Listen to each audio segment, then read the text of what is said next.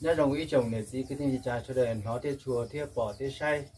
trong chia tiền nó chán đu cờ cú chế đó là sản được cú vào cú chế là cú chế mùa hơi lụt đê đê đó là chế nó là chế cú cho nên mùa sau này là cú tụi ti lâu nó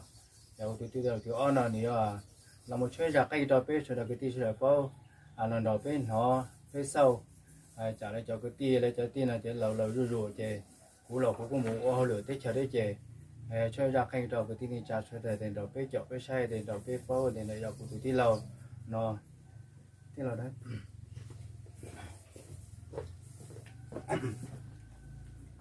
cái đôi trưởng cái trà chơi để số chi anh để nãy giờ cụ tụi tí lầu thì lúc bé hồi thì bạc phô nó nhớ đầu tết chờ say dung nó nhớ lúc khi điện biên đâu lúc sinh điện biên mà tụi tí lầu sẽ mỗi bên là lùa thì chơi nhà khác cái đầu bé chơi bé đầu nó cái đầu bọ thì cái đầu sai nó mà hay cho trồng tia trồng nên trồng cha sẽ đời nó mà nó là cha nó là tụi cửa là lại châu là này nằm ăn là thọ này nó là cha thọ là cú giò nữa là tia thứ oi cú giò cú luôn về cú cái này nè cú luôn về bạc hoa sành cá nó cú nhau tới chờ sai trong để bên trong ngoài tại biên này cú chơi nhà giặc canh con là cho cứ tôm lông thế cho nên nhỏ ít tuổi ngay còn là nó cho cả từ giờ là bây giờ cho chỉ giờ bây cho chế mù chỉ cho từ lên từ bây cái chạy mông bây giờ cho cái này là thấy ít tiền năng nhưng tụi chạy tôi chỉ nhưng mà nó thì bây thầu của chỉ nhưng sao đấy của chỉ là lò của chỉตัวlà thì nó của chỉ của theo tàu của đấy của cho cái cho thế mình họ đi cho cứu chế chuyện của cho bây giờ cái đó bây tôm lông của chỉ từ lên từ họ làm mà từ nhẹ cả nó qua cả thế mà của cho nhân gia thế nó của cho nhau còn đi làm một của cho ít lực ra ít lực của cho từ cứ nó cả những nó là phải con nếu họ bỏ của cho tôi chia nữa thì bao mù mà có thể tôi chỉ cho lẩu nó mà có sẽ đợi cháu nó mà